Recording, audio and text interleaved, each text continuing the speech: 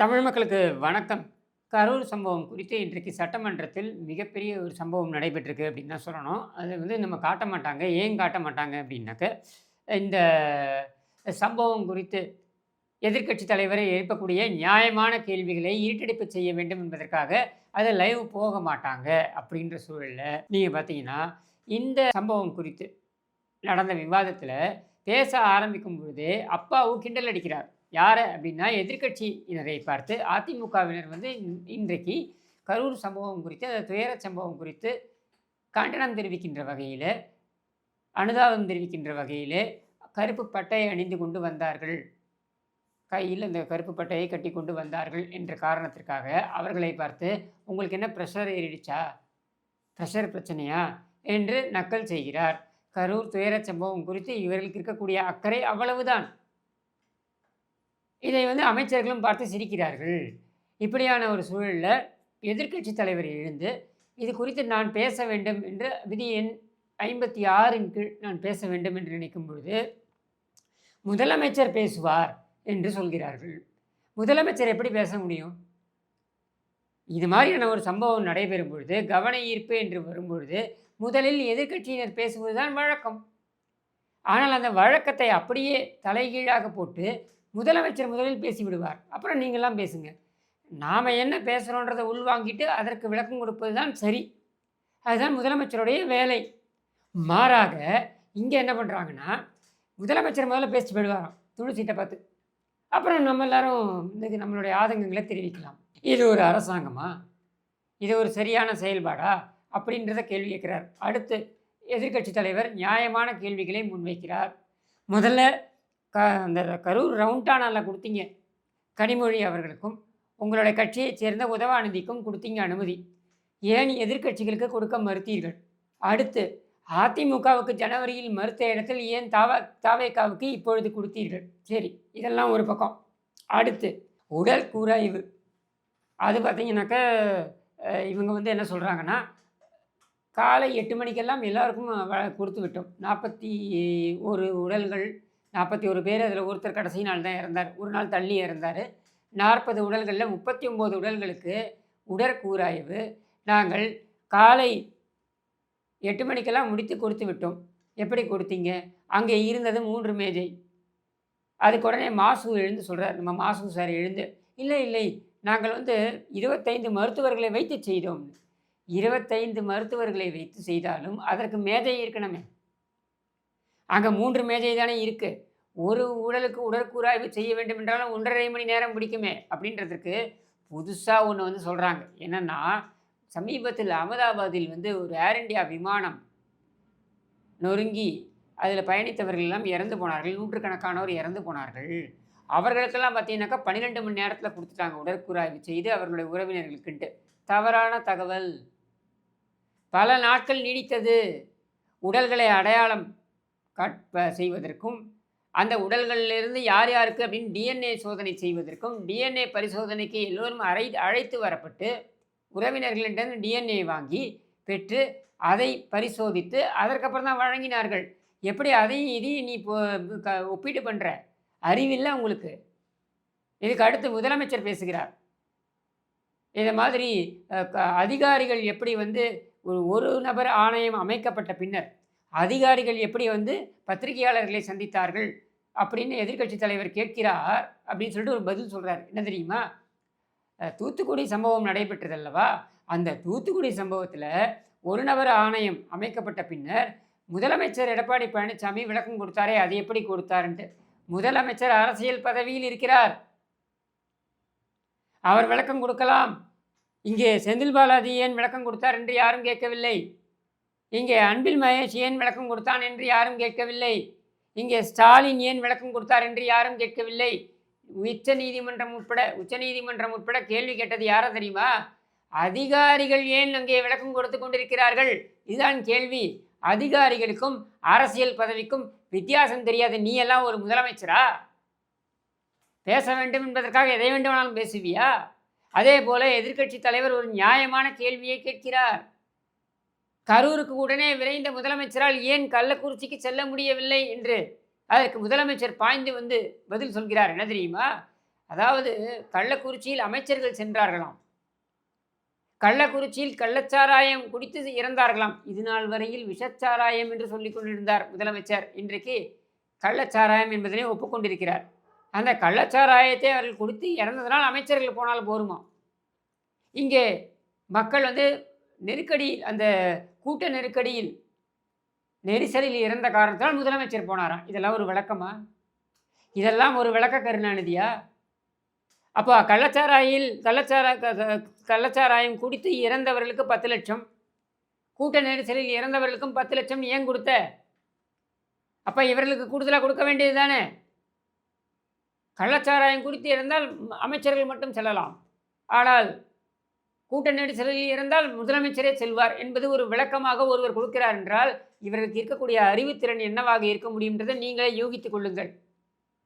அடுத்த முக்கியமான ஒரு கேள்வி, அரசியலை கடந்து நாங்கள் இங்கே பேசிக்கொண்டிருக்கிறோம், அதை முதல் நாளிலிருந்து எதிர்க்கட்சி தலைவர் சொல்கிறார் என்கிற நிலையில் முதலமைச்சர் எழுந்து அதிமுகவும் தாவேகாவும் கூட்டணி வைத்தால் கூட இது மக்கள் பாடம் புகட்டுவார்கள் உங்களுக்கு அப்படின்ட்டு. இங்கே கூட்டணி எங்கிருந்து வந்தது? ஆரம்பத்திலே இருந்து பாருங்க, ஐஸ் ஃப்ரூட் அப்பாவுலேருந்து ஆரம்பித்து அமைச்சர்கள்லேருந்து ஆரம்பித்து ரகுபதி உட்பட முதலமைச்சர் வரைக்கும் இவர்களுக்கு கரூரில் மக்கள் இறந்தது குறித்து கவலை இல்லை. அதில் இவர்களுடைய நிர்வாக சீர்கேடு காரணம் என்பது குறித்து பேசுவதற்கு இவர்களுக்கு துப்பு இல்லை, அதற்கு பதில் சொல்வதற்கு இவர்களுக்கு வக்கில்லை. மாறாக கூட்டணி என்கிறார்கள், தூத்துக்குடி என்கிறார்கள், கள்ளக்குறிச்சி என்கிறார்கள், இப்படி ஏதேதோ பேசிக்கொண்டிருக்கிறார்களே தவிர்த்து இதற்கு நேரடியான பதில் இல்லை. அதுக்கு அடுத்து முதலமைச்சர் சொல்கிறார், என்ன சொல்கிறார் தெரியுமா? அவர் காலதாமதமாக வந்ததால் தான் அங்கே மக்கள் இறந்தார்கள் என்று. அப்போது காலதாமதமாக வந்தால் மக்கள் இறக்கலாமா? அப்போது கலெக்டர் என்ன செய்து கொண்டிருந்தார்? உங்களுடைய அந்த எஸ்பி என்ன செய்து கொண்டிருந்தார்? உங்களுடைய மற்ற காவல்துறையினர் என்ன பிடுங்கி கொண்டிருந்தார்கள்? இந்த கேள்வி வரும் தானே? இந்த கேள்விக்கு பதில் இருக்கா இவர்கிட்ட? இல்லை. மாறாக அடுத்து ஒன்று சொல்கிறார். அது பார்த்தீங்கன்னாக்கா உச்சபட்சம் என்னன்னா, அதாவது நாங்கள் ஆதங்கப்படுகிறோம், நாங்கள் கவலைப்படுகிறோம், நாங்கள் நடவடிக்கையெல்லாம் எடுக்கிறோம் என்பதை பார்த்து உங்களுக்கு பொறுக்க முடியவில்லை. நாங்கள் பொறுக்க முடியாமல் இல்லை, நீங்கள் தான் பொறுக்க முடியாமல் கட்டவிழ்த்து கொண்டிருக்கிறீர்கள், கண்ட கதையையும் கட்டவிழ்த்து கொண்டிருக்கிறீர்கள். இதைத்தான் நாங்கள் ஆரம்பத்திலும் கண்டித்து கொண்டிருக்கிறோம். இதை அரசியல் விளையாட்டில் கொண்டு வந்து சேர்த்தது யார் என்றால் திமுக. முதல் நாளிலிருந்து இதை அரசியலை கடந்து சிந்திப்போம் என்று சொன்னது யாருன்னா அதிமுக. அப்போ அதை பற்றி பேச திராணி இல்லாமல் எதையோ உளறி கொண்டிருக்கிறார் முதலமைச்சர். இவரிடம் தெளிவாக பதில் இல்லை, இருக்க வாய்ப்பும் கிடையாது. ஏனென்றால் மிக தெளிவாக இது நிர்வாக சீர்கேடுதான் முக்கிய காரணம். அந்த 41 பேர் இறப்பிற்கு அரசாங்கத்தின் பங்கு அதிகம், அரசாங்கத்தின் நிர்வாக சீர்கேடுதான் காரணம். அப்போ அதை பற்றி பேசுங்கள் என்றால் அதை பற்றி வாயே திறக்க மறுக்கிறார்கள். இதுதான் இன்றைக்கு சட்டமன்றத்தில் நடந்தது. அதுலேயும் பார்த்தீங்கன்னாக்கா எதிர்க்கட்சி தலைவர் பேச எழுந்த உடனேயே அப்படியே பாஞ்சு பக்கத்துல இருந்து அது பாருங்க, இந்த வீடியோ ஷார்ட்டா பாருங்க. பக்கத்துல இருந்து சொல்றாங்க, என்னன்னு சொல்றாங்க, லைவ் போயிட்டு இருக்கு, அதை கட் பண்ண சொல்லுங்க அப்படின்ட்டு. இதுக்கு எதுக்கு லைவ் போடுறோம் அப்படின்னு சொல்லிட்டு ஒரு வாக்குறுதி மக்கள்கிட்ட. நேரலை ஒளிபரப்பப்படும், சட்டமன்ற நேரலை ஒளிபரப்பப்படும். நீ நடத்துறதே 4.5 ஆண்டுகளில் மொத்தமே 100 சொச்ச நாட்கள் தான் நீ சட்டமன்றத்தையே நடத்தியிருக்க. அதுலேயும் எதிர்க்கட்சி தலைவர் பேசுவதற்கு வாய்ப்பு கொடுப்பதில்லை. அப்படியே அவர் பேசினாலும் அதை நேரலையும் துண்டிப்பீங்க. அப்புறம் எதுக்கு சட்டமன்றம் என்ற வெட்டி மன்றம்? அங்கே எதற்காக விவாதங்கள் நடைபெற வேண்டும்? வேண்டாமே, எல்லாரும் உட்கார்ந்து ஸ்டாலினுக்கு பஜனை பாடிட்டு உதவாநிதிக்கு பஜனை பாட்டு போகலாமே. அப்போ இங்கே ஆக்கப்பூர்வமான விவாதங்கள் நடப்பதற்கு வாய்ப்பே கிடையாது. மாறாக இதை எப்படியெல்லாம் மழுங்கடிக்கலாம், மடைமாற்றம் செய்கிறான். இதில் பார்த்தீங்கன்னா இன்னொரு ஒரு காமெடி தீர்மானம், இது எந்த நீதிமன்றத்திலையும் நிற்காது என்றாலும் கூட ஒரு காமெடி தீர்மானம். ஏன்னா மடைமாற்றம் செய்வதில் இவர்கள் வல்லவர்கள் தானே. அது என்னன்னா, எல்லா வடிவிலும் நாங்கள் இந்தியை எதிர்ப்போம். எப்படி இந்தி பாட்டெல்லாம் பேன் பண்ணுவியா? இங்கே இருக்க மார்வாடிகள்லாம் வீட்டுக்கு அமைச்சிருவியா? யாருமே இந்தியில் பேசக்கூடாது தமிழ்நாட்டில், சம்பந்தமே இல்லாமல் இப்படி ஒரு தீர்மானம்.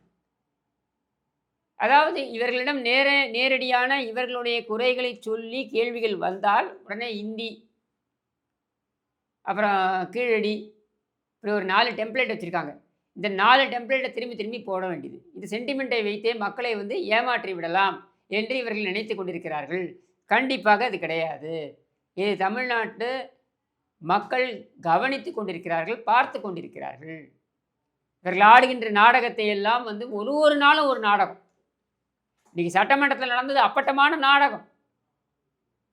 ஒரு நியாயமான கேள்விக்கு கூட பதில் சொல்வதற்கு வக்கில்லை, திராணி இல்லை முதலமைச்சருக்கு. ஏன்னா இருந்தா உன்கிட்ட விஷயம் இருந்தால் தானே நீ பேச முடியும். உன்கிட்ட இல்லை. 29ஆம் தேதிங்கிற, 27ஆம் தேதிங்கிற, தடுமாறுற. ஏன்னா உனக்கு எதுவும் தெரியாது. அதனால தான் உன்னை பொம்மை முதலமைச்சர் என்று நாங்கள் சொல்லிக் கொண்டிருக்கிறோம். இந்த கூட்டத்தொடர் 4 நாட்கள் தான். அதில் ஒரு நாள் இரங்கல்ல போயிடுச்சு. இன்னைக்கு இந்த லாவணி கச்சேரியில் போயிடுச்சு. இன்னும் 2 நாட்கள் மட்டும்தான். அதற்கு பிறகு ஜனவரி என்பார்கள், அல்லது டிசம்பரில் ஒரு 2 நாள் என்பார்கள், அல்லது ஜனவரி என்பார்கள். அதுதான் கடைசி கூட்டத்தொடராக இருக்கும். இந்த சட்டமன்றத்துடைய கடைசி கூட்டத்தொடர் என்று நாம் அதை எடுத்துக்கொள்ளலாம். அத்துடன் இவர்கள் வீட்டிற்கு அனுப்பி வைக்கப்படுவார்கள். அடுத்த சட்டமன்ற கூட்டத்தொடர், அதாவது அடுத்த ஆண்டு 2026 மே தேர்தல் முடிந்து ஜூன் மாதம் துவங்க இருக்கின்ற அந்த புதிய சட்டமன்ற கூட்டத்தொடரில் இவர்கள் மறுபடியும் 2011 போல, அந்த அளவு கூட வரக்கூடாது, 91 துடைத்து எரியப்பட்டது போல இவர்கள் துடைத்து எரியப்பட வேண்டும். சட்டமன்றத்துக்குள்ளே தலை காட்ட முடியாத ஒரு நிலை வர வேண்டும். அது வர வேண்டும் என்றால் அது மக்களாகிய உங்கள் கையில் தான் இருக்கிறது என்பதனை கூறி மக்களுக்காக பேச வேண்டும் என்கிற நோக்கத்துடன் தான் இன்றைக்கு வந்து எதிர்க்கட்சி தலைவர் பேசியிருக்கிறாரே தவிர்த்து தன்னுடைய அரசியல் லாப நட்ட கணக்குகளை போட்டு அவர் பேசவில்லை என்பதை மறுபடியும் ஒரு முறை அவர் நிரூபித்துள்ளார். இது தாவேக்காக பேசப்பட்ட விஷயம் கிடையாது. கூட்டணிகள் எப்போ வேணாலும் அமையலாம், அமையாக போகலாம், அது பிரச்சனை கிடையாது. ஆனால் பாதிக்கப்பட்ட அப்பாவி மக்கள், இதை நான் ஏற்கனவே பல இடங்களில் சொல்லிட்டு வரேன், திரும்பவும் இங்கேயும் பதிவு பண்ணுறேன். பாதிக்கப்பட்ட அந்த அப்பாவி மக்கள் இருக்காங்க பாருங்க, அவர்களுக்கு என்ன பதில்? யார் பதில் சொல்வது? அரசாங்கம் பதில் சொல்ல வேண்டும். ஆனால் இந்த அரசாங்கம் பதில் சொல்வதற்கு தயாராக இல்லை. மாறாக மற்றவர்கள் மீது பழியை போட்டு தப்பிக்க நினைக்கிறது. அதில் விஜயை பலிகடாவாக்க வேண்டும் என்று நினைக்கிறார்கள்.